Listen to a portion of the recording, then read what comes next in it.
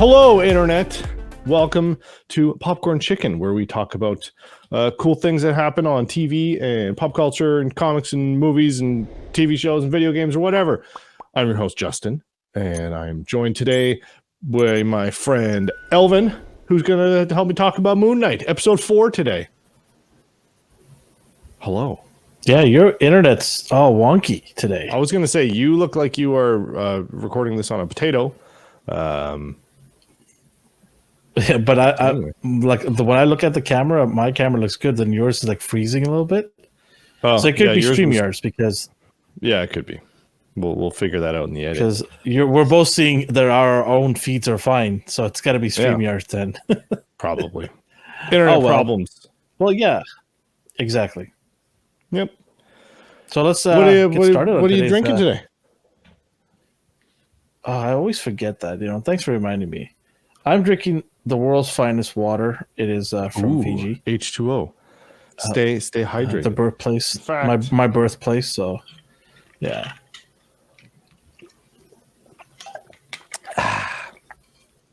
Guess what I'm drinking stuff today? Smooth. What are you drinking today? Oh, you're finally going. Is this your first time opening right now? This is the first time opening it. I went and visited my parents. So, folks, he's drinking the new Coca-Cola Starlight. Yeah, it smells like cherry. Yeah, give it a go. Yeah, there you go. Yeah, it's more of a cream soda-ish. Okay, now let it sit a little bit, and then just wait a few seconds. Hold on, I'm gonna be super posh, and I'm gonna put it in a tasting glass. So I'm gonna be super fancy. Yeah, it smells the same. I don't know if they make. Not a sponsor by the Coca-Cola has not sponsored us, just to make sure. Not yet, but hit that like button, hit subscribe, and maybe hit a lot of like buttons, please. Hit the like button, and we will give Coca-Cola bottles to everybody. Totally, make 50,000 bot accounts and like the video. And yeah, if you've never been here before, this is A&R. This is a segment we call Popcorn Chicken. A&R, we review action figures, movies, reviews, whatever, things that are awesome that happen. And we give away a prize every month to people who subscribe and comment on our videos. So hit subscribe, hit the like, and tell us what you think of the Starlight. It absolutely does just taste like cream soda. Like a hint of it, right? Cherry cola. Not too overpowering.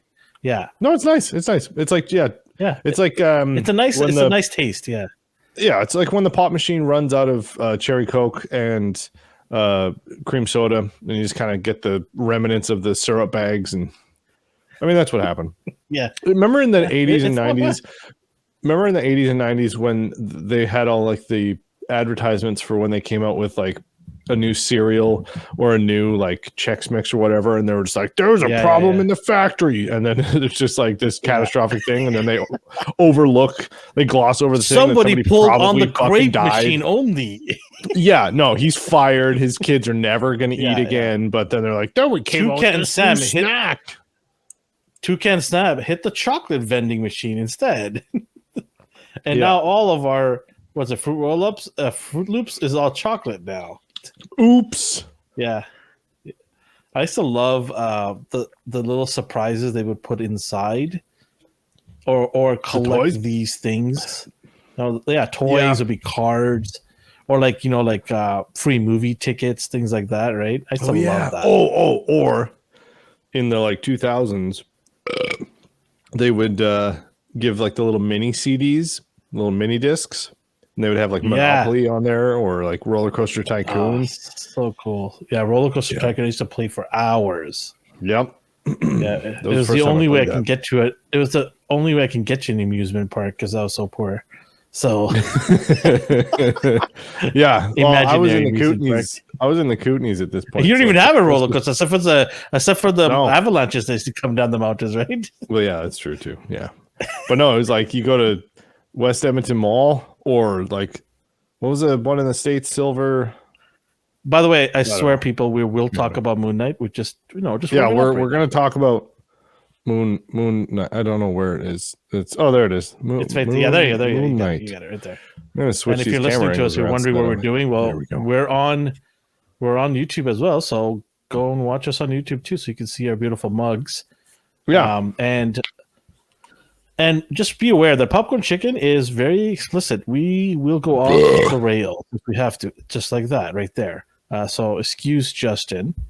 So yeah, cover the little kitty's ears. I'm reviewing and giving my full experience of Coca-Cola Starlight. Very gassy experience. It is filled with spoilers, today's episode. So yeah, just be aware that it is filled with episode 4 spoilers.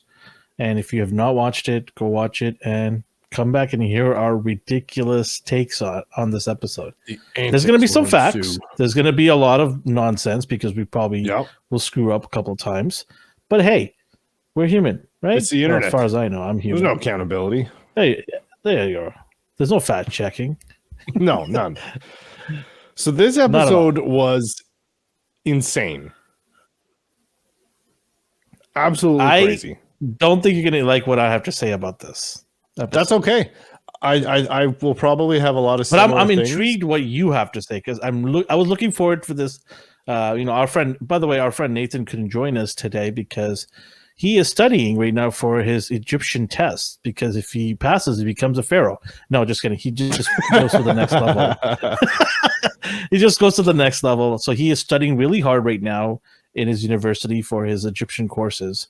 And he's asked for a week off just so he can focus on it. But he will be back for next week's finale. No, not next week's finale. The next week's episode and the finale. So he will be back for that. And then we have a special guest who will announce a week before we bring the guest on. A very special guest. I mean, you already said it last week. But... Oh, did I say it last week? Yeah, but whatever. Maybe we did, but I didn't. So it's a surprise. You'll have to. I'll say it then. Since I already said don't ruin the allure of this episode. Because now people are just going to have to go and watch old episodes. Okay, there you go. Well, it's actually what I said last week was half of what I thought this person was. It actually turns out to be even more of an important person. Yes. So what I said last week. What I thought last week was something, but there's actually another layer of something this person did. Extra level. So, yeah, extra level. Very, very close to the man you just mentioned. So, to the MoonKnight. To MoonKnight. We got Khonshu, people. Tune in next week to see the deity Khonshu. You can't see him because you're not part of. You're not possessed, so normal human can't see Khonshu behind us. Trust us. But yeah, I'm very excited. I'm hoping I can lock down a proper time frame. Apparently, I'm not allowed to speak to this gentleman about anything related to MoonKnight until the show is released completely. So we said hi. We said okay, tentatively set up something, but we'll define the date and time when the show finally ends its last episode. Yes. Okay, let's get into this. So let's start it out. You started off, Justin. Where are we at? And it continues right off from the last episode, right? Yeah. So it starts out pretty much, where was it? It was like they were still searching and did it start right in the tomb, pretty much, or no? Where? Yeah. So what happened was it started right in the sands in the night sky, right? Yeah. So he loses his powers. Khonshu had just been lost. They were in the sands. Yeah. They start falling. The Layla and Mark, he's passed out. He was unconscious at this point. Yeah. Yeah. They're in the dunes.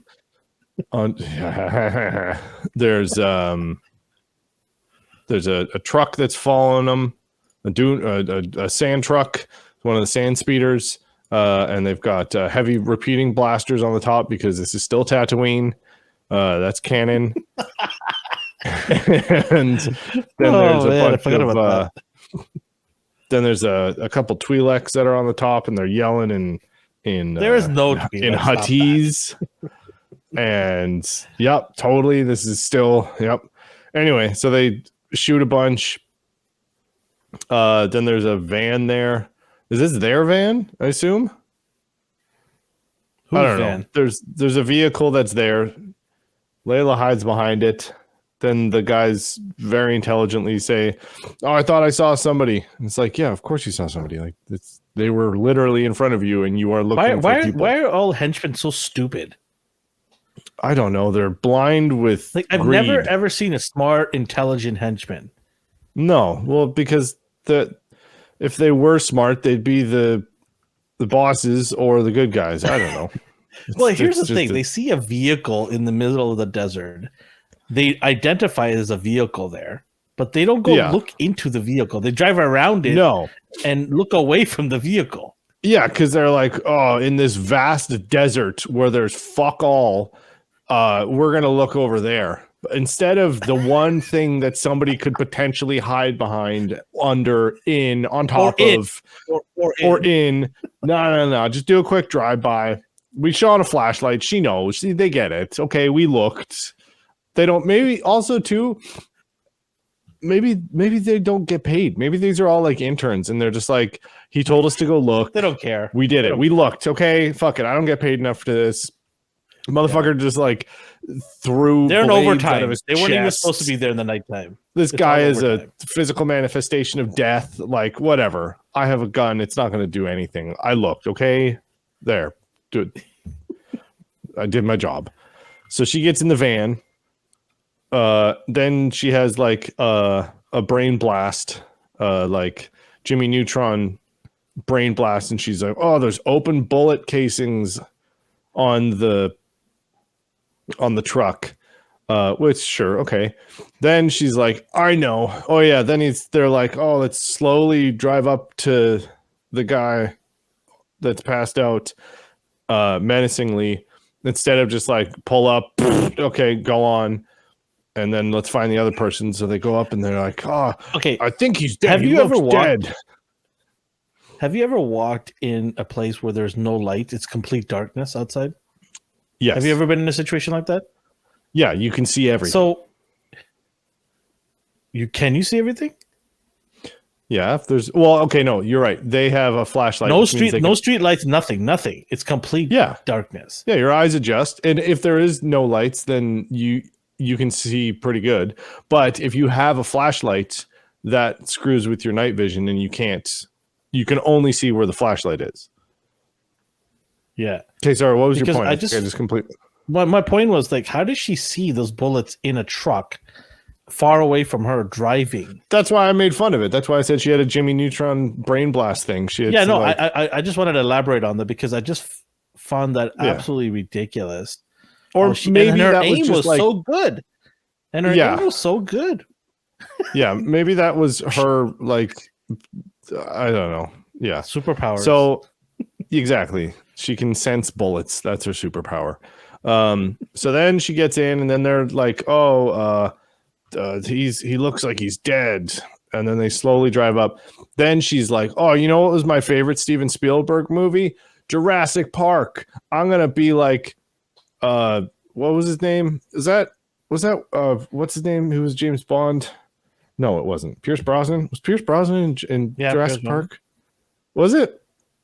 Yeah. No, I don't know. Pierce Brosnan was never in Jurassic Park. Who's the dad in Jurassic Park? The main guy. He looks like Pierce Brosnan. Anyway, I don't remember. The joke's now kind of less good.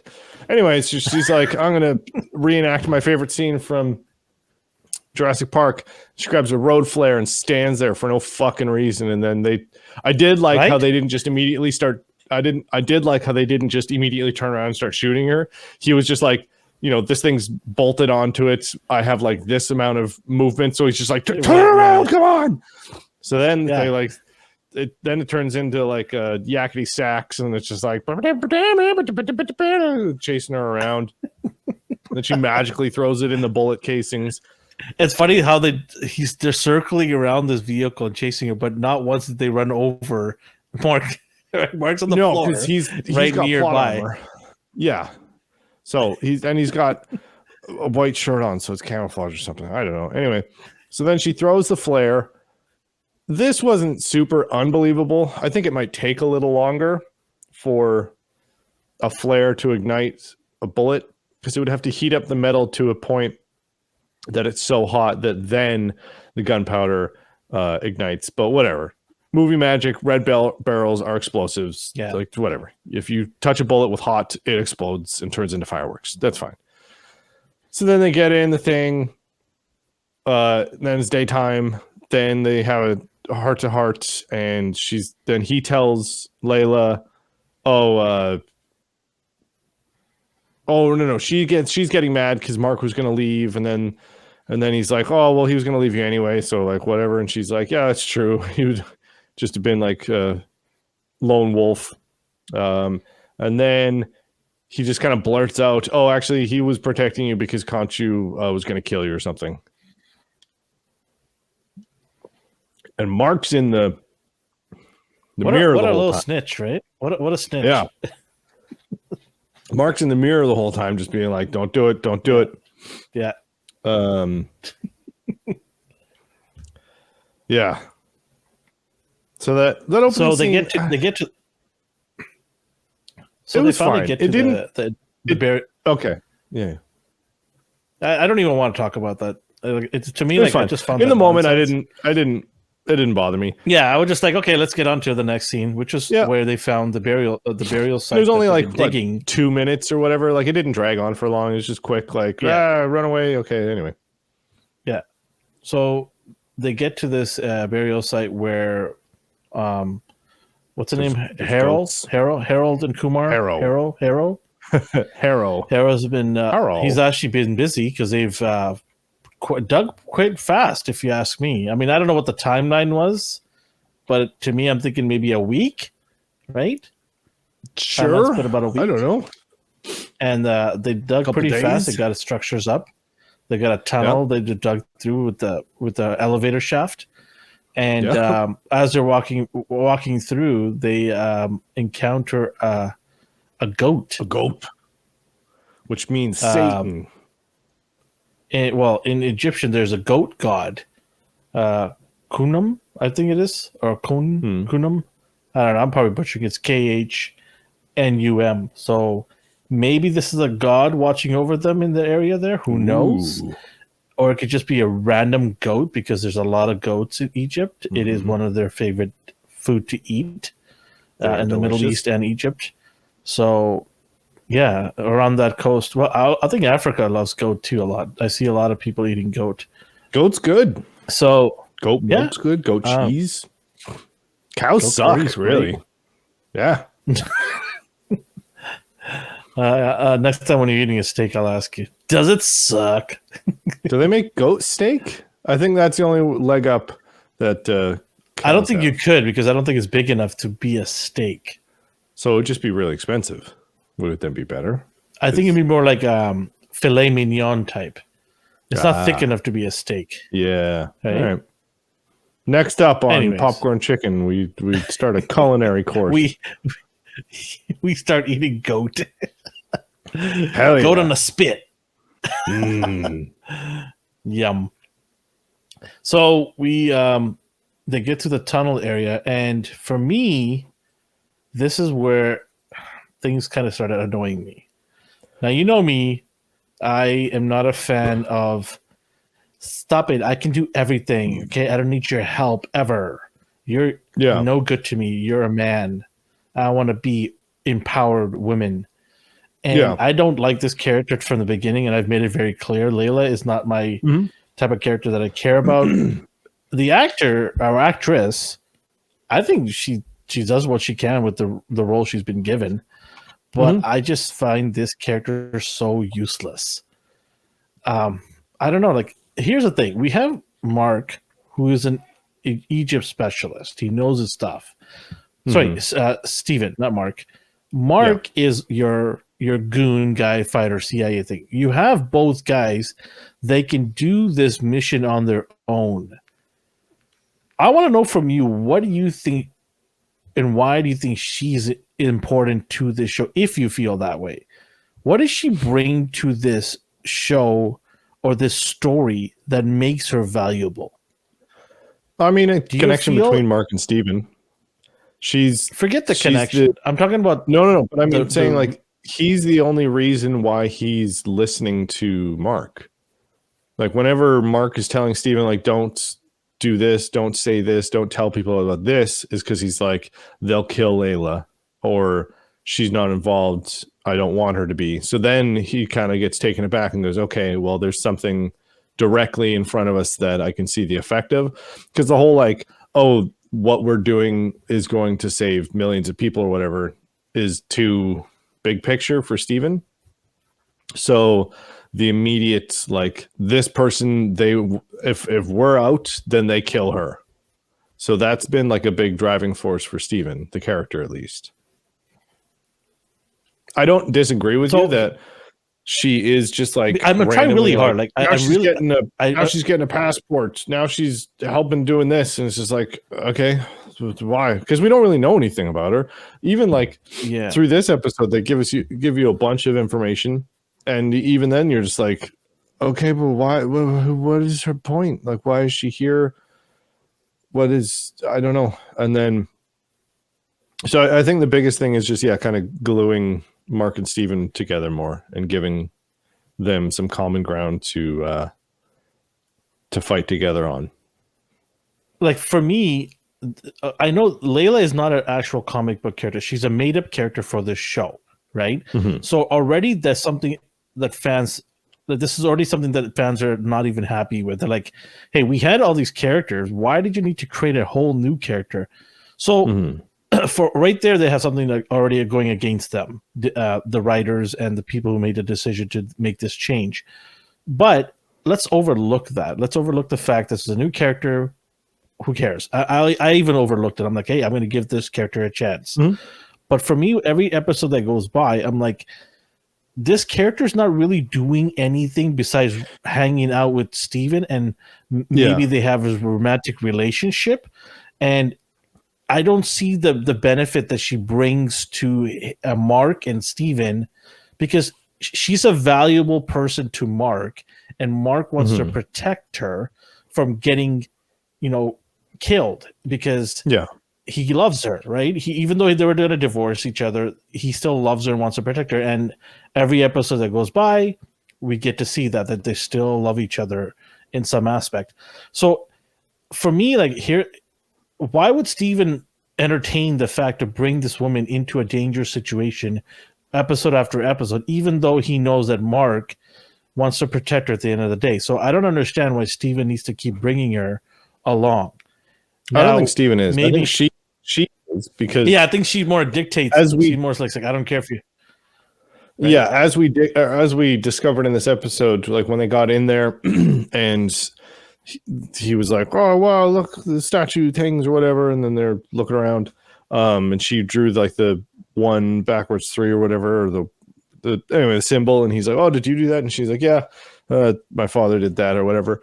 So then you kind of learn more about like, okay, her father was obviously the archaeological finder person that they have kind of sprinkled in the last few episodes.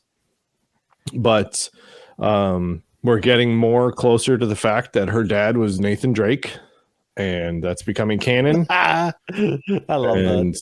Then Spider-Man's going to show up and confuse the shit out of a lot of people. But then nobody remembers who Spider-Man is. Sandman will show up too. Sandman will come out of he's already. Yeah, no, but like he'll show up and then everyone will be like, oh, Spider-Man. And be like, no, nobody knows who I am. I'm Nathan Drake. Everyone will be like, oh, okay, cool. So that'll be the finale. Spider-Man shows up. So Tom Holland. Okay, so they get to the site. Did we put this picture up? We put it up, right? Yeah, there we go. We had that up already. Yeah. The picture of the two of them. So they have a little bit of a kiss. Which is cute. And then Mark just loses his shit. Yeah, Mark's like, you throws piece of shit. How dare you? And then it's like, boom, punch him in the face, which I thought was hilarious. And then he goes flying down the tunnel. And yeah, they go in the tunnel and she draws something, which I'm like, oh, this is so cheesy. Like, seriously, I'm like, whatever. But then he goes and draws something too, right? He draws the Eye of Horus. The Eye of Horus. And the Eye of Horus has 6 senses. So it has sight, thought, hearing, taste, and smell all in that picture. So the picture the thing that he drew, all of that senses are within that. So you can see a tongue sticking out, which is the taste. You have a nose, the eyes for hearing and smelling. All that stuff's there.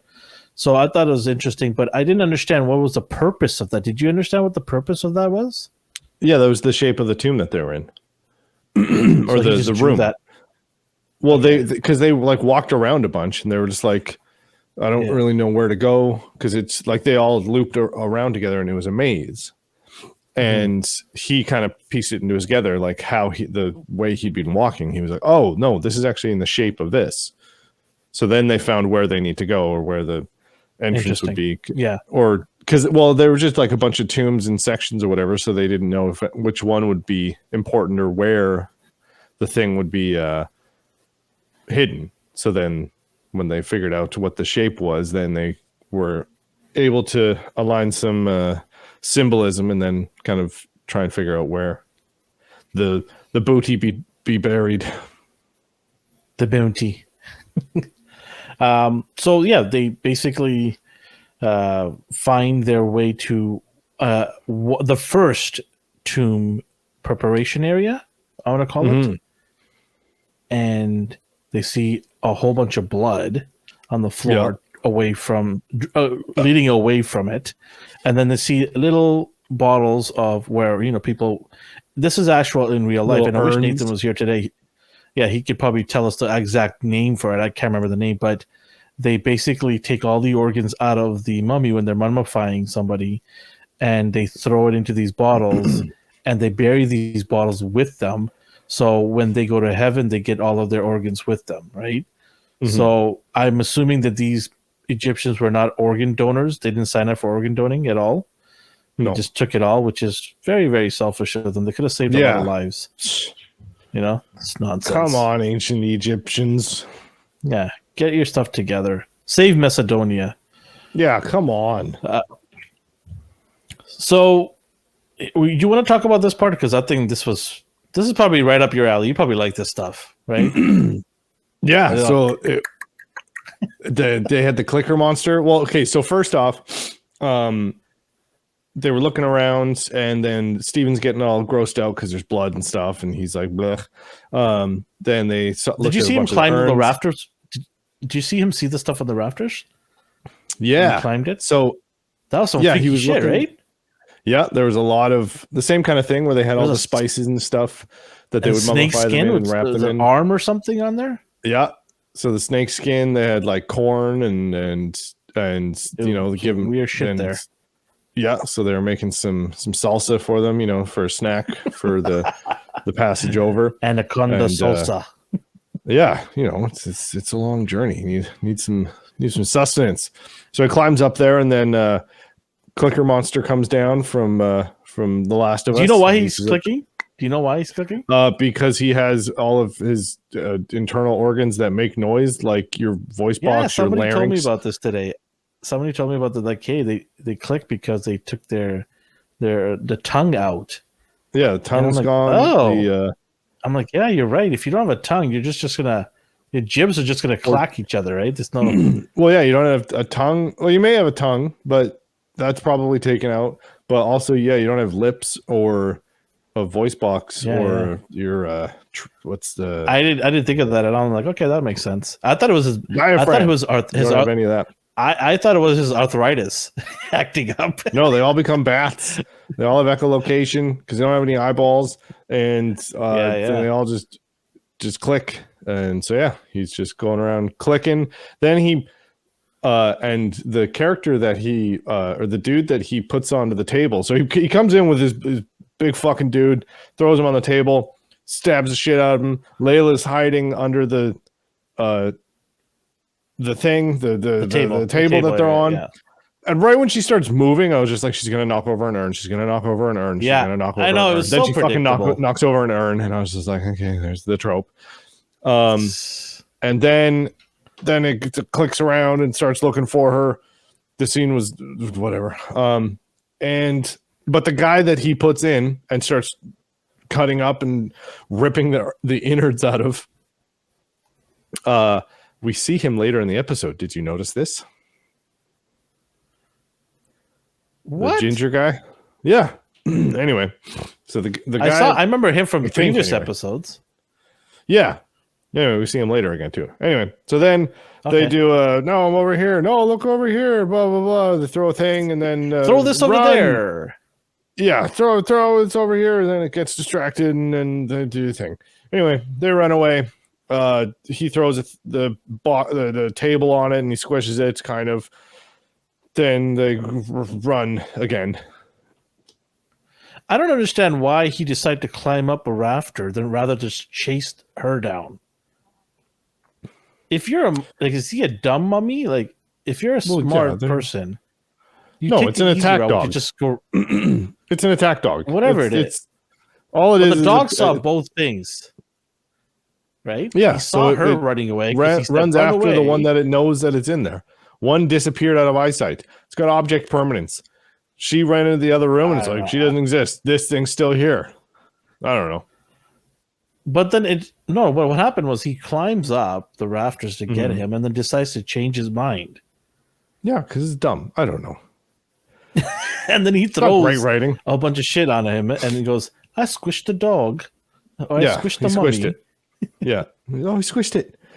So then she does like some Indiana Jones shit and starts walking along.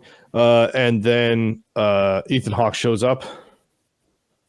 And then you just bypass one of the coolest parts in the show. What? She's climbing around the mountain and the mummy's on the other side going through the other side of the mountain. And his hands come around to try to touch her and grab her. Wait, what? Did you not see the part where she's going around the ledge? Yeah. Oh, yeah. So why are you? That happened before. Yeah. So she's it's in the same room. Yeah. There are all the holes and stuff. Yeah. And then there was mummies trying to grab her. Yeah. Okay. So here's my part here. He grabs her from behind and pulls her into the darkness twice. Yeah. How did she fend herself off? This guy is strong because he lifted a fat ass onto a table. So it's not like some stupid mummy that has no strength. How he grabs her from both arms and bears her into the darkness. And she found the strength to beat him up. Well, did you not find that perplexing? Yeah, but she flies out with holding his arm.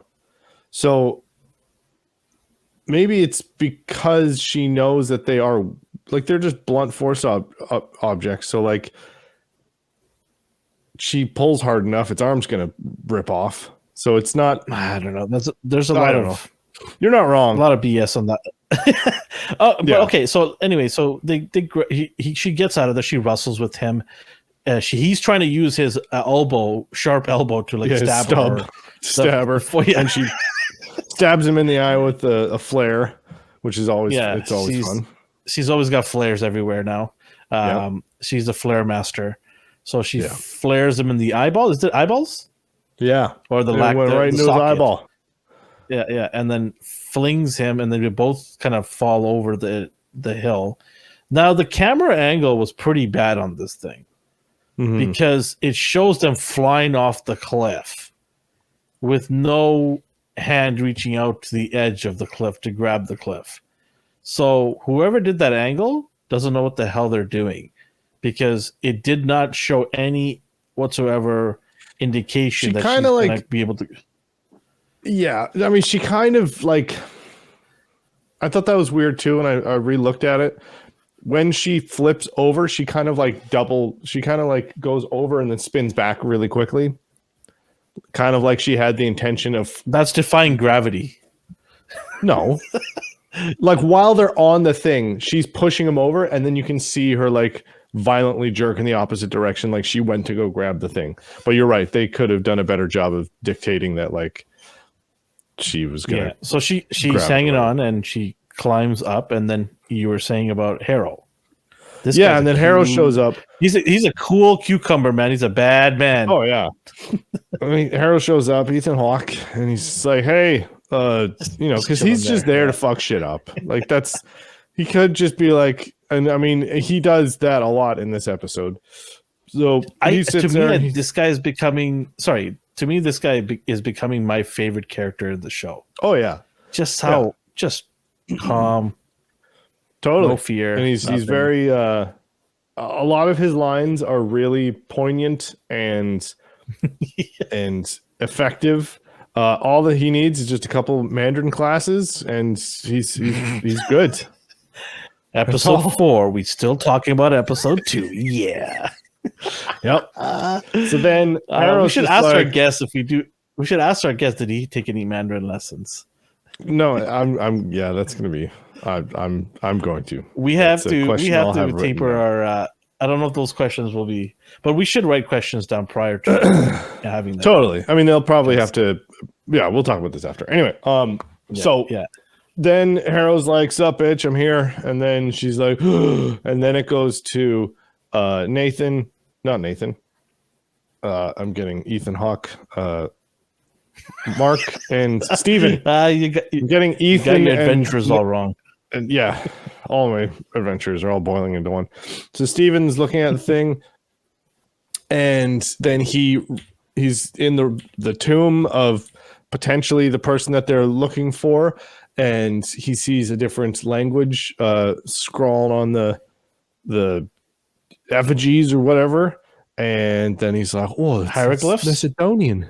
Yeah, hieroglyphs. That's one. Macedonia. Like, oh, it's Macedonia. Macedonia. That's right. Lot when I heard shout out to our boy, right? Yep. Macedonia boy. Macedonia. And then he's like, "Oh no, this can't be." And then he starts pushing the thing open. And then this felt like an end of an episode. I thought that was where they were going to leave it. And he was just like, "Oh, it's the long lost tomb of Alexander the Great." And you're like, "Whoa, cool." And then it zooms out for 10.5 hours on the fucking head of the thing. I thought they were going to end the episode there. I was just like, "Oh, okay. I guess things happened." And then I looked at the timer and I was like, "Oh, no, actually, this is a pretty long episode." So then they cut back to Ethan Hawke and he's like, "Hey, how's your dad?" "Oh, sorry, forgot he's dead. Anyway, he'd be super proud of you. How do your mother You're doing great." And she's like, "Why do you guys always sound so condescending?" And he's like, No, really. Anyway, so yeah, and then this was funny. There were kind of a few like camera choices and pacing or blocking choices that were kind of odd, and this was one of them when she clearly like walks around the corner. And also, this is just a movie thing. When people talk way too fucking quietly and they're 100 feet apart, and they're just like, "Yeah, so I heard that your father would have been really proud." And she's at the other end of a fucking football field, and she's like, "Yeah." Anyway, I was just expecting her to be like, "What?" But so then she walks around the corner, and he keeps talking. He's like, "The scales, they measure, and I don't." And I was just like, in my head, was playing off of just like she's already down the hall, and then he's still just like talking to himself for another 10 minutes. And he's like, "No, it wasn't orchestrated well. It wasn't. It felt like it was almost going to be like a Family Guy sketch. Like Family Guy is going to make fun of this bit, and they're not going to have to write much. Yeah.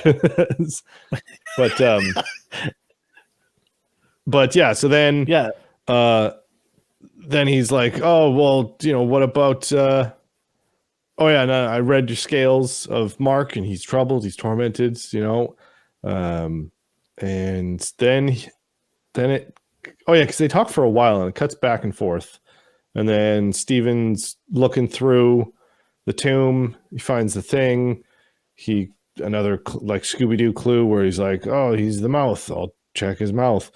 So then he digs around in his gob, and then his jib. Yeah. And then it cuts back to down. Ethan Hawke. And then he's like, something, pretty sure Mark killed your dad or whatever. Oh, maybe ask your Mark how your dad died. And then, Mark and Steven have a conversation like, He's getting butt mad at him for something, breaks his mouth off, and then he pulls out the thing, and he finds the statue thing. Yeah. And then Layla walks in, and then she's like mad. Yeah. You take it. Layla's pissed. Layla's pissed off, and he's like, why didn't you tell me about your dad? Like my dad, blah blah blah. And, Yeah. And I was just like, do we need to have this conversation right now? There is a mummy somewhere in the building. There is a bad guy with a bunch of henchmen about to kill you guys.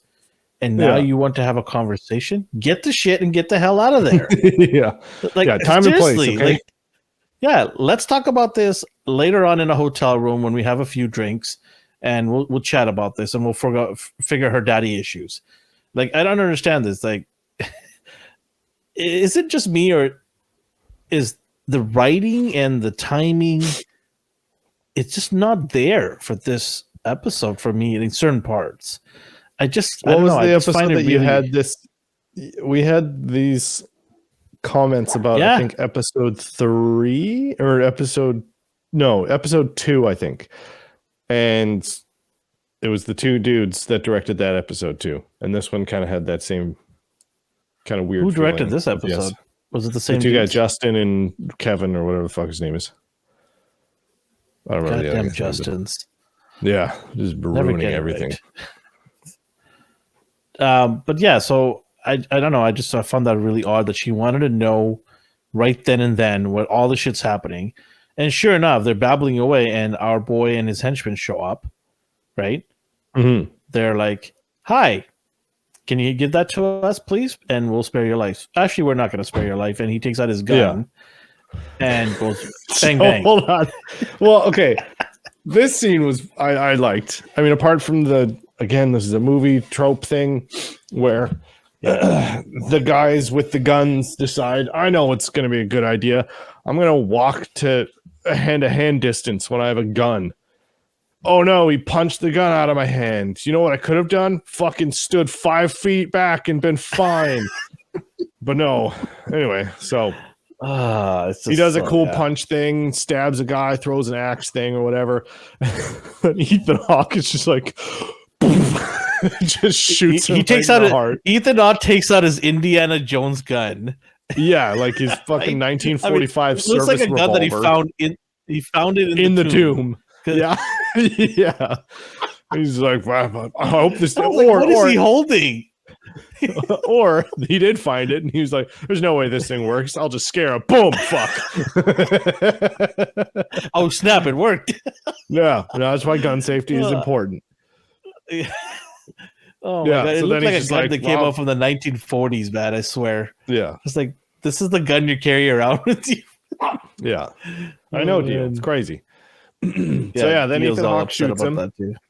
I know. Ethan Hawke shoots him. Then he so this is important. Shoots him again. He shoots him in the chest, right? He doesn't shoot him in the head, which again, we know why, because they don't want this character to obviously die. But so shoots him in the heart twice. But okay, here's the thing: why? Sorry, if we're in a situation and we have someone bad in front of us, why would we want to shoot him in the chest? Why not the head? Because that's a guaranteed kill almost. Yeah. Right? That's why the term headshot is so famous, right? Yeah. I don't know. Maybe. So anyways. Yeah, like if you're wanting, because if there's shoot to maim, you shoot him in the leg or the one of the outer limbs. Shoulder.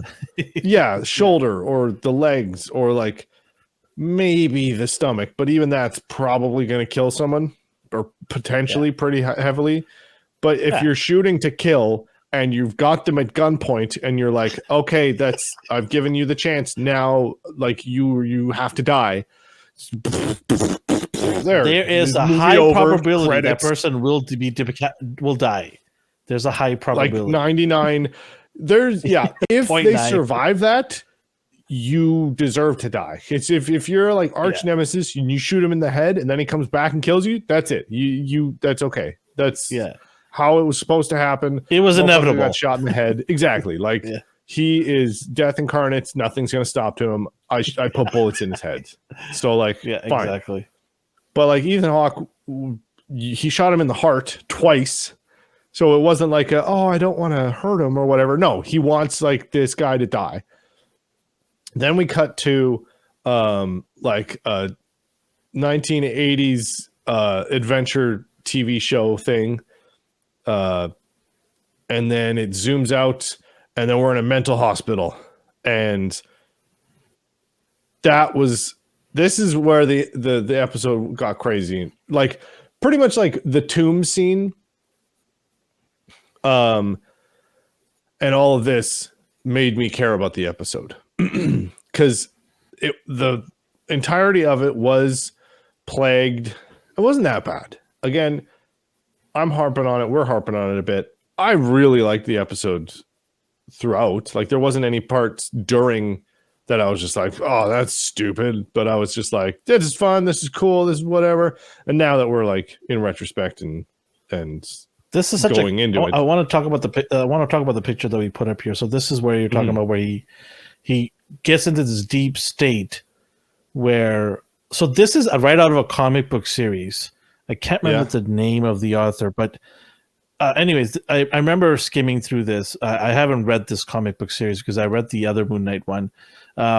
So this is right out of the comic book series where the character Mark goes back and forth in so many different spaces that the author really tried to confuse the readers into believing what is real and what is not real, right? Yeah. Well, so there were so many things in the beginning, like because it started and pulled out of the TV, and then it was like, oh, you're in a mental hospital. That's where the setting is now. And then you see Mark, and he's like, borderline catatonic, mumbling, and they wheel him up to this like reflection of ferns or whatever, and then you see Mark's reflection. Beside him is a fishbowl with a goldfish in it. Yeah. The nurse that talks to him that goes, oh, okay, we put you in your favorite spot, buddy, was the guy that the mummy had put onto the table and was gutting. Yes. So that's what you meant. Okay, yeah. That's what I meant. Yeah. Okay, so we see him later because he shows up. Did you notice somebody else in the room? No, who? Was it Professor X? So, no, it wasn't. That would have been cool. Yeah. So that old guy with the white hair. Okay, yeah. He's the gold. He's the gold statue guy. Oh, okay, that makes sense. Yeah. I didn't know that. Somebody tipped me off. I'm not going to take credit for that. Somebody tipped me off on that as well. No, who cares? I did not know. You can take credit for that. Yeah. When you look at it, like when I looked at the guy, I'm like, he looks familiar, but I can't pinpoint where he was. Right? I did the same thing. Yeah, I was staring at him a lot too. And that was the whole point of that show, is to show people in the reality or so-called reality that these are people in now this warped mind of his, right? Yeah. And then obviously we see Layla as well. Yeah, that was weird. Right? That threw because she had a bunch of shit on the back too. Yeah, and all of her hands and stuff, and yeah. So this was now I don't know what's going on here. I'm very confused and intrigued for the next episode. He's in a mental hospital. He had a MoonKnight action figure. Dude, I nerded out so bad when I saw this. I was like, "Oh yeah!" So there it is, Customs Corner. I'm for sure gonna get this figure because this is the figure they made. No, that was one that he made because it was like paper mache head. Like clearly, that's like a cat body. Or that body is a Marvel Legends body. Okay. Yeah, I was gonna say what body is that? That might be a custom hoodie on him, but that's a Marvel. Yeah, no, it was. It was like a paper mache head with like Sharpie on it, like the face and the hood. Or maybe that is the new MoonKnight figure that we're gonna get. It's made paper mache. Yeah, maybe that's gonna be our soft goods. Yeah, but yeah. So I was like, oh shit. Well, even the bindings around his feet too were the same that he had in his beds. Like, there's a lot of work went into these scenes to like. And all like obviously the Egyptian iconography around the facility as well. even like the go to the picture that you had there before, the hanging lights when he had just come out of the room, the third one. Oh, okay. This one. Yeah, like the hanging lights. Oh, or like the vases that. and stuff that they had around the tombs and stuff. In the background of a lot of shots, there were like a bunch of urns, obviously statues of deities and stuff. How clean is this hallway? Wow. Yeah, it's very, very sterile. Clean. Mr. Clean or Mr. Knight Clean. Mr. Knight. This is a good way. They should have done a commercial with Mr. Knight and Mr. Cleaning away. Yeah. And then he goes into the room with Ethan Hawke, the head psychiatrist or whatever. Professor Ethan Hawke. Or sorry, professor. They keep taking a look at his sandals. There's all the urns and stuff and statues in the background. And then they're just like, oh no, he kept being like mumbling, and he's like, yeah, we did that. We sedated you because of your actions. And then, yeah, he just kept like trying to confirm that, yes, he has been here the whole time, that he's crazy, and that he's been kept trying to tell him about this person named Steven or vice versa, or Mark or whatever. Or no, Steven, he was talking to Mark. And then he runs out of the room after punching a dude in the balls, and then he opens a tomb and Steven's in there. So this is where all the budget went. He saw another tomb that was moving too as well, right? There was, and it was standing up. So was that I know who that is. Do you know who that is? That's the third guy. Jake Gyllenhaal. I mean, not Jake. Yeah, Jake Gyllenhaal. No, the third guy that they were like, I didn't kill him. Their third protagonist that they're gonna amalgamate a bunch of comic things into. The billionaire guy, probably. Lockley. Jake Lockley. Yeah. That's why I said Jake. Yeah. So Jake Lockley's gonna be in that one. Yeah. That's got to be Jake Lockley, and I'm hoping that he shows up in episode 5. That'd be awesome. Mm-hmm. But here's the thing, though. When Mark sees Steven, they hug it out. Yep. They hug it out. They're like, "Hey, we're bros, right? Mm-hmm. We're like, we should work together here." So, I guess maybe this episode or this scene is kind of showing us that they've put aside of their differences now, and now they're sort of working together as a unit. Yeah. And Jake's going to come out of there and fuck it all up, right? Yeah. Because they're like, who the fuck are you, right? So, but it's sort of coming together. The minds, the two minds, if you want to call it, coming together to have a unity because they realize that both of them are important. Because Mark didn't give a shit about Steven. He was a dumbass. He didn't care about him. Or cared too much and built this life and protected him because he liked him so much that he didn't want any of this to ruin his life. Or maybe Jake did that. Who knows? Yeah. That's true. This could have all been Jake. This is all Jake, I think, separating the two of them. Yeah. Yeah. Because once they're together, they're just like yin and yang, brains and brawn. And when they're together, they're powerful. Yeah. And then Jake, what's Jake's end goal? Because he's obviously, I think Jake's end goal was like, hey, I got two guys here that probably butting heads. Let me be in the middle and separate these two, and bring them in when it's needed. Right? I need a smart guy that knows Egypt, so I'm going to send Steven to learn everything about Egypt, and I'm going to keep Mark because Mark is their first persona because it was Mark's body, right? Mm-hmm. So Jake is basically keeping Steven safe from Mark, and that's why when they two met for the first time, they repelled each other, right? They didn't like each other, they were repelling from each other. So I think Jake is the one that kept these two separate. Yeah. Okay, then how did he survive? Is this a holdover from Khonshu stuff, or is this... I think it's also Jake and Khonshu are probably playing games with Mark too, because remember, Khonshu is a guy that doesn't give a shit about its possessors. Sure. He just wants to do things that he wants to do it his way. So maybe he knows Jake all along and didn't want to tell Mark about it. Yeah. I mean, we're going to find out either way next week. Yes. Okay. So the whole insane asylum thing or psychiatric ward or whatever is that in his head, is this I was just going to ask you that. Do you feel that this is the reality or everything else is not a reality? Because there's good and bad to this decision. If whatever we've seen so far is not a reality, then we can say, okay, the Layla character never existed. It's all in his mind. And I'll be happy. right? But if this is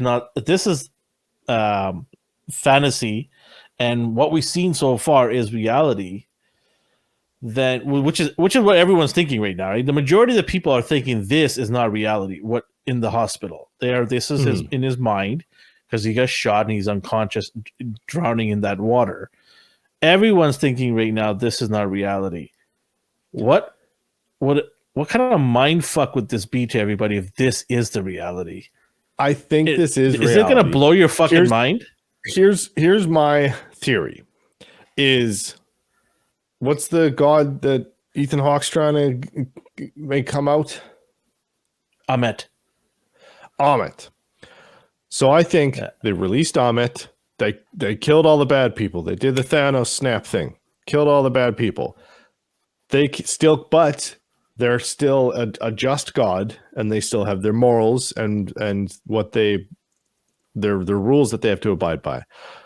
So somehow Steven/Mark survived, getting shot in the heart twice. Whatever. Maybe Khonshu sprinkled some immortality dust on him when he disintegrated away. Anyway, or maybe he had a get out of jail free card still saved up. It's funny you say that. Khonshu's has been known on many occasions in the comics to resurrect Mark Spector's body on multiple occasions. Okay. So that's a good point. So I think that probably happened. Then during the Thanos snap thing, Amet still couldn't kill Mark or Steven because they're completely nullified. They're good and evil, and so much so of both. Maybe Jake sprinkled in there, whatever. So they come out just completely zero. So when they do the scales thing, it still comes out as conflicting and nope, can't kill him. So because they can't kill him, then he goes, okay, well, if he's alive and we can't kill him and he still has a god on his side, he's just going to come here and fuck up more things. So we need to put him in a situation where he won't be an issue. And then they're just like, it's just to Ethan Hawke. He's just like, well, you got me out. So now you got to spend the next couple months in this insane asylum making sure that he believes that he's crazy so that he never fucks with our plans again. I don't know. Yeah. If that's the case, they didn't do a good job because they forgot to fucking tell the hippo janitor that maybe don't work on during the day when Mark's alive or awake. And they had their interior designer forget all of the Egyptian stuff to trigger him. Or wait, no, I guess they needed all of those things to make it more like, no, this is why your brain made those. Okay, so that last part. But the hippo janitor, what the fuck? It's a god. Goddess. Yeah, I know that. The hippo, the goddess of childbirth. The goddess, his name is Tauret. Tauret, I believe I'm not pronouncing that properly, but as Nathan has told us, childbirth. Nobody knows how to pronounce any of those words. So yeah, so screw you people who are going to comment on here, but we love your comments anyway. So even Egyptology, tell us how you would pronounce it. Yeah, we're not a bunch of Taurets, okay? So goddess of childbirth, which is really strange. I mean, don't know what to say here. It's really strange. It's a big undertaking, so they need a specific god for that. And well, I mean, you have the god of death. So you have the god of death, and then you have the god of life. Wait, hold on. Literally creating life. Hold on, time And out, this is- time out. Oh, Stop. I just thought of something. Goddess of Birth. Is she gonna give his life back? well, that's what I was thinking too. Is he being born anew? Is there that kind of imagery Is this going where on? Jake comes? Is this where Jake comes in? Maybe. And he is the third coming. She's like, I don't I'll know. give you your life back, but there's gonna be a third persona embedded now. Oh, For good. maybe. Yeah, I don't know. Maybe. Or maybe they're just like, Or- yeah, or- you can be out or- here, but both of you can't. So here, have Jake. You're Batman now. I don't know. I don't know. I'm just reaching here at this point. But Yeah. the other thing is, I'm not a fan of the fact that Steven is Mr. Knight. Because Mr. Knight in the comics is a separate persona as well. There's 5, Yeah. right? And it isn't. So- yeah, it isn't a. Yeah, like an offshoot of one of the other characters. It's No, it's a separate own character persona, yeah. altogether. And Mr. Knight in the comics is a detective, like an intelligent detective that goes around helping the police. As crazy Yeah. as it sounds, that's what he is. He's basically Batman in a light tuxedo, white light Yeah. tuxedo, right? So I'm not happy about that because I read those comics and I'm like, damn, that's a sick character because Mhm. he doesn't. I mean, give that two could be shits its either. own. Like that could be its own TV series on its own, really. Oh yeah, absolutely. If they did a Mr. Knight TV series, I'm all in. Sign me up because I read the comic books and that series is badass. I'm telling you, Yeah. like he don't give two shits. He goes into buildings and shit kicks people. Yeah, definitely worth the read. If anyone wants to start off somewhere, start off with Mr. Knight series. It's a short series, but it's violent. It's awesome. Yeah. So anyway, this was a big surprise here. I mean, literally big surprise. The internet's gone crazy, and they said this is not the hippo from Madagascar. It is the Egyptian god. Good. All I was saw. wondering, this isn't the Hungry Hippo cameo I was expecting and waiting for. All I saw was Madagascar hippo pictures everywhere on the internet when I was searching That's for funny. information on. Yeah, it was just everywhere. I was just like, oh my god, guys! Like, Calm down, wasn't that Reddit. Jada too? That was the voice. Jada was the voice. Oh yeah, that's right. Yep. Oh man, can you imagine? They had to quickly. Somebody slaps the hip. Somebody slaps the hippo. Oh, there's so many parallels. Somebody quickly make that up. Somebody make that Yeah. up. Justin, make it a meme. Okay. But yeah, what a weird ending. What are your thoughts on this episode? You indicated that you liked it a lot, right? Yeah, I did. Now, like, and I think this doesn't necessarily make it a bad thing, but like when I was watching it, I had no problems with it. Nothing bothered me. Now, like going back and like dissecting it, there's like a couple choices that it's just like, okay, well, that could have been written better, or that's a, whatever, or there's plot holes or whatever. And but yeah, during it, I think the first half, or like the first quarter, let's call it, I was just sitting there like, okay, when's cool things gonna happen? And then pretty much right when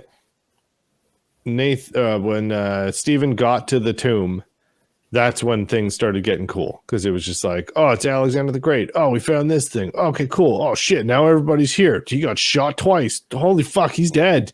Now he's in an insane asylum. Ethan Hawke's got glasses. His cane's different. He's got sandals. Oh, the ginger guy that we watched his intestines get ripped out, he's here too.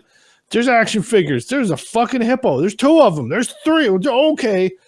So yeah, like after he got to that part, it got cool. Before that, it was just kind of like whatever adventure movie, and it was like some kind of sprinkled in love interests, some comedy, and some mediocre stunts and fighting and chase scenes. So Okay, cool. What would you give it out of 10? I think right after I watched it, I'd have given it like an 8. Like your overall, but again, well, just your overall. But overall, I don't know, probably like 7.5. Okay, 7.5. Yeah. That's probably your lowest score, 8. right? Out of the No, I'll go 8. 8? Yeah. 8? Okay. So that's in line with the rest of your scores, pretty much. Yeah, I think I gave a 7.5-ish or 8-ish for the second episode. We should definitely rate these down, huh? Something like that. Keep track of our scores. Yeah, there's another one that just kind of had some like weird direction and camera work that I was like meh about, and this was kind of similar. There's just like there's things that could have just been done better to make a lot of the supposed to be exciting parts actually exciting, but they were just kind of bland. Okay, fair enough. My opinion on this episode. Well, I'll be honest here. First of all, I didn't even finish the first time around this episode because I was so bored. I actually turned it off and said, "F this! Wow. I'm going to come back tomorrow and watch it again." Well, What I part watched did it in you- the middle of the night. Yeah, I what turned part? it off right when he took out, just before he took out the statue from the mouth. Yeah. So See, that's he just right got into when I that was room? pretty much. Yeah, like right when he started revealing things, I was like, okay, now cool, interesting things are happening. So yeah, that's about where you were just like nothing interesting. So happened from yet. my perspective, everything up to that thing was just utter boring for me. There was some scenes like, you know, that part where he grabs her and puts her in the darkness. I thought that was pretty, you know, chilling scene there. But that part where he comes in the room, is clicking away the mummy, I thought that was pretty cool. But honestly, like I turned it off because I watched it when it released at midnight. I watched it. I'm like, this sucks. I'm gonna go to bed and I'll catch up the rest of it the next morning. So this morning when I woke up, I had my and we're airing this on we're airing a day after. So that morning I got up, you know, I watched the rest of it and I said, okay, there's some interesting elements here, and this ending was really like caught me off guard. So I was happy with the last tail end of it. The last 10 minutes of it, I was happy with. It was really trippy, right? It made you think, like, was this all a dream in his head? Like, it made you think. So that's good. And because of that 10 minutes, the score went up for me. So, absolutely. But it didn't do enough. It is the lowest rated score that I have for the entire series. I'm going to give this thing a 6 out of 10. I just think that the 6 is because of the last 10 minutes pretty much, and a little bit of some of the things that I just talked about. Yeah, honestly, like when we first started this episode and you were like, tell me what happened, I was just like, I don't fucking know. Cool things at the end. Like the rest was just honestly like a build up to the ending. It's what saved this show or this episode. Yeah. The ending really saved this episode because without that ending, it was such a boring blend. I could care less. This was the Ahsoka Tano and Luke Skywalker and it's funny you say that because I was talking to a couple of my friends and we were debating this too as well. And I said, this is a MoonKnight TV show, and I've seen very little of MoonKnight. This is not the adventures of Layla and Steve. Yeah. Right? So give me MoonKnight. Like, I don't understand. Steven, like in the comics, he was the cab driver, right? Steve, no, that was Jake. Jake was the cab driver. Steven was the billionaire or the millionaire. Oh yeah, right. Well, the Steven archetype would have like the actual characters, as far as like kind of a little nobody who knows Egyptian stuff. He was essentially the cab driver, which they changed kind of. Mark was the only one that had some knowledge about. Oh yeah, that's right. They kind of he's a New York cab driver. He doesn't know shit about Egypt.